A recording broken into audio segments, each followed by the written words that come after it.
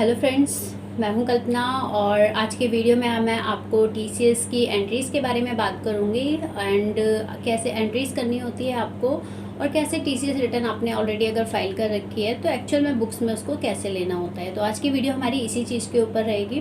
तो मैं बेसिकली आपको थोड़ा सा बता देती हूँ कि एक्चुअल में ये हम क्या प्रोसेस है और क्या अगर आप अकाउंट्स में हैं, जैसे मान लीजिए आप कहीं पे भी काम कर रहे हैं, वहाँ पे ऑनलाइन किसी भी पैनल के थ्रू सेल होती है, तो वो लोग आपका 1% टीसीएस जो पैनल वाले होते हैं वो काट के डिपॉजिट करा देते हैं। तो उसका बेनिफिट हम जीएसटी पोर्टल पे टीसीएस रिटर्न फाइल करके वहाँ पर ले लेते हैं। तो जितने अमाउंट का हम बेनिफिट लेते हैं उस अमाउंट का यहाँ पे हमें अपनी बुक्स में एंट्रीज करनी होती हैं। तो आप कहीं पे भी ज्वाइन करेंगे या अभी आपने ज्वाइन कर रखा है तो मैं आपको बता देती हूँ, यहाँ पे ये एंट्रीज करना भी कंपलसरी होता है।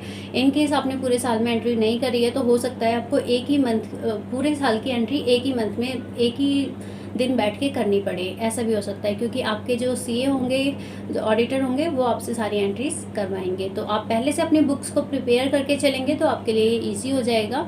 बाद में आपको एकदम से ज़्यादा काम आपके ऊपर प्रेशर कोई नहीं आएगा। ठीक है, तो चलिए एंट्रीज देख लेते हैं। वीडियो स्टार्ट करने से पहले कहना चाहूँगी, अगर आप हमारे चैनल पर नए हैं तो चैनल को सब्सक्राइब कर लीजिए और अभी तक हमारी आपने इंस्टाग्राम आईडी फॉलो नहीं की है तो इसे भी कर लीजिए। मैंने काफ़ी सारी वीडियोस ऑलरेडी बना रखी हैं जिनका लिंक मैं डिस्क्रिप्शन में दे दूँगी, आप वहाँ से भी देख सकते हैं। एंड मेरी प्लेलिस्ट में भी जाएंगे तो आपको अकाउंट से रिलेटेड काफ़ी वीडियोस देखने को मिलेंगी, जीएसटी से रिलेटेड काफ़ी वीडियोस देखने को मिलेंगी, तो आप उन्हें भी फॉलो कर सकते हैं। अगर आप देखेंगे उन्हें तो आपको काफ़ी आइडियाज़ मिलेंगे, नॉलेज मिलेगी एंड काफ़ी हेल्पफुल भी होंगे। तो चलिए वीडियो देख लेते हैं।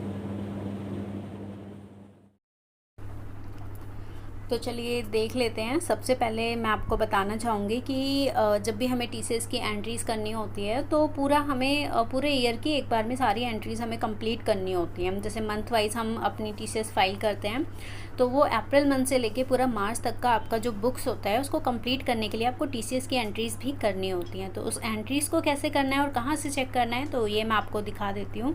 इसके लिए आपको सर्विस में जाके टीडीएस एंड टीसीएस रिटर्न में जाना होगा। जैसे ही आप क्लिक करेंगे, आप मंथ सेलेक्ट करके आपको यहाँ आ जाना है टीसीएस क्रेडिट रिसीव्ड में। जैसे ही आप क्लिक करेंगे आप देख सकते हैं यहाँ पर जिस भी पार्टी ने आपका टीसीएस काट के डिपॉजिट किया हुआ है तो उन पार्टीज़ का हमने एक्सेप्ट भी किया हुआ है, तो इसी की एंट्री हमें अपनी बुक्स में करनी है। तो बेसिकली यहाँ पे नेट सेल के ऊपर वो 1% टीसीएस हमारा काट के डिपॉजिट कराते हैं, तो उस चीज़ का हमने क्लेम भी लिया होता है, इसलिए हमें बुक्स में लेना होता है। ठीक है, तो देखिए हमारा जैसे स्नैपडील का ये 241 रुपीज़ 11 एंड 11 CGST SGST, तो हमारा 3 कैटेगरी में ये बटा हुआ है। हमारे 3 टैक्सेस जो हमारे होते हैं जीएसटी में से, बेसिकली 3 ही टैक्स होते हैं जो मोस्टली यूज़ होते हैं। तो चलिए मैं एंट्री बता देती हूँ आपको। एंट्री चाहे टैली में हो या बिजी में हो या किसी और भी सॉफ्टवेयर में हो, आपकी एंट्रीज हमेशा सेम रहेगी। तो एंट्री देख लीजिए, जैसे कि आप अप्रैल मंथ का कर रहे हैं तो अप्रैल की लास्ट डेट डाल सकते हैं। लास्ट डेट डालने के बाद आपको यहाँ पे जितना भी आपका अमाउंट है, आपका आईजीएसटी में जितना अमाउंट है 241.66, आप इसको ले लीजिए। आप इसे डेबिट करेंगे, डेबिट सीजीएसटी में जितना अमाउंट है 11.34, आप इसे यहाँ पे टाइप कीजिए। फिर हमारा यहाँ पे सीजीएसटी डेबिट होगा, डेबिट में सेम अमाउंट हम डालेंगे। उसके बाद हमारी पार्टी है स्नैपडील, तो हम यहाँ पे स्नैपडील सेलेक्ट कर लेंगे। लेकिन यहाँ पे हमें पहली एंट्री में टीसीएस लिखना होगा, टीसीएस की एंट्री करनी होगी। सेकंड एंट्री में हम स्नैपडील करेंगे। तो फर्स्ट एंट्री में जब आप नरेशन में लिखेंगे तो TCS for the month of April हम डाल देते हैं।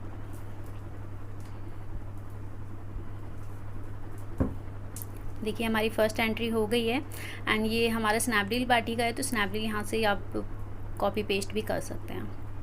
देखिए हमारी एक एंट्री हो गई है जो हमारे क्रेडिट में आ रही है। जितने अमाउंट से हमारी क्रेडिट में एंट्री आ रही है उतने ही अमाउंट से हमें यहाँ पे डेबिट भी करना होता है और उसी पार्टी को करना होता है जितना हमारा अमाउंट आता है। तो देखिए स्नैपडील हमारा उतने टोटल अमाउंट जो होगा इन तीनों SGST CGST एंड IGST का, आप टोटल अमाउंट की एंट्री यहाँ करें। आप यहाँ से चेक भी कर सकते हैं, तीनों का टोटल 264.34, तो आप सेम अमाउंट से एंट्री वहाँ पर करेंगे। ये भी हमारी मंथ एंड में होगी एंट्री। हमने वहाँ पे टीसीएस को क्रेडिट किया था तो हम यहाँ टीसीएस को डेबिट करेंगे। एंड स्नैपडील हमारा क्रेडिट हो जाएगा। यहाँ पे भी नरेशन में हम मेंशन कर देंगे कि एक्चुअल में हम एंट्री कौन से मंथ की कर रहे हैं। TCS for the month of April, save. तो देखिए जितना अमाउंट हमारा डेबिट में है उतना ही हमारा क्रेडिट में है। तो ये एंट्री हमारी TCS का अमाउंट भी हमारा 0 हो गया, ठीक है। तो इस तरह से हमें यहाँ पर एंट्रीज़ करनी होगी। तो ये तो हमारे एक पैनल की थी। अब देखिए हमारा फ्यूचर टाइम्स ने भी हमारा जो है TCS कट किया हुआ है, तो उसकी एंट्रीज़ भी सेम ऐसे ही करेंगे। तो देखिए हमारा CGST SGST 0 है एंड IGST हमारा 23 रुपीज़ 0.48 है। तो उसकी एंट्री भी हम कर देते हैं। Simply IGST debit to amount डाल देते हैं, टू हमारा यहाँ पे TCS आ जाएगा। के बाद नरेशन डाल दें एज इट इज़ जैसे हमने पहले डाला था, बस यहाँ पार्टी का नाम चेंज हो जाएगा हमारा। आपको ये चीज़ ध्यान रखनी है, जितने अमाउंट से आप TCS डेबिट करेंगे उतने ही अमाउंट से आपको TCS क्रेडिट भी करना है, और सेम पार्टी का करना है जिस भी पार्टी की आप एंट्री कर रहे हैं। और जब भी आप अगर बिज़ी में कर रहे हैं या कहीं भी कर रहे हैं तो नॉट एप्लीकेबल ही करें, कहीं B2B या B2C या किसी भी पार्टी में डालने की कोशिश ना करें। नॉट एप्लीकेबल करके आप सिंपली एंट्री करें, क्योंकि आपका जो CA होगा वो इस चीज़ों को ईज़िली कर लेगा। आपको इसकी टेंशन लेने की ज़रूरत नहीं है, क्योंकि ये मेन काम CA का होता है, वो अपने अकॉर्डिंग देख लेते हैं। बस आपको सिंपली एंट्रीज़ करके कंप्लीट अपनी बुक्स कंप्लीट करके रखनी होती हैं।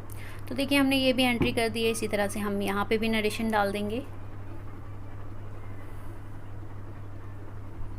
तो TCS से रिलेटेड मैंने पहले भी वीडियो बनाई हुई है कि किस तरह से आप GST पोर्टल पे अगर आप GST फाइल करते हैं तो आपको TCS भी फाइल करना होता है, अगर आप ऑनलाइन सेल करते हैं तो।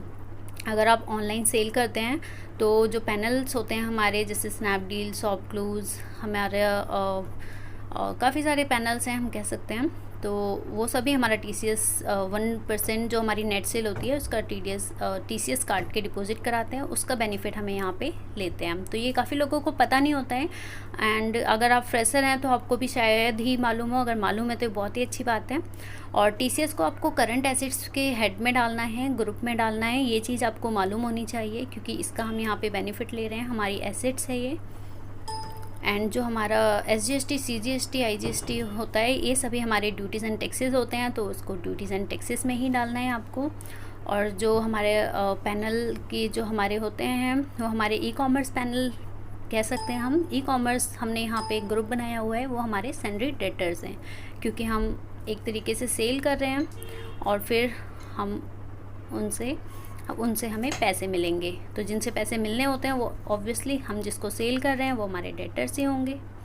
तो ये चीज़ लॉजिकली है, ये आपको अगर आप पहले से अकाउंट्स के हैं तो आपको मालूम होगा। इन केस आप किसी और स्ट्रीम के हैं तो आपके लिए ये वीडियो काफ़ी हेल्पफुल होगी, क्योंकि ये छोटी छोटी बात भी आपको मालूम होनी चाहिए। तो TCS हमने चेक कर लिया है। इसी तरह से हम मई का भी करेंगे, फिर मई, जून, जुलाई, जो भी मंथ हमारे यहाँ पर होंगे सभी का हम चेक कर लेंगे। तो देखिए मई मंथ में हमारा सिर्फ स्नैपडील नहीं है, हमारा TCS काटा हुआ है, तो इसकी भी एंट्री हम एज इट इज़ पहले की तरह कर देंगे। तो आज की वीडियो में इतना ही, मिलते हैं नेक्स्ट वीडियो में। और जाते जाते कहना चाहूँगी, अगर आप हमारे चैनल पर नए हैं तो चैनल को सब्सक्राइब कर लीजिए।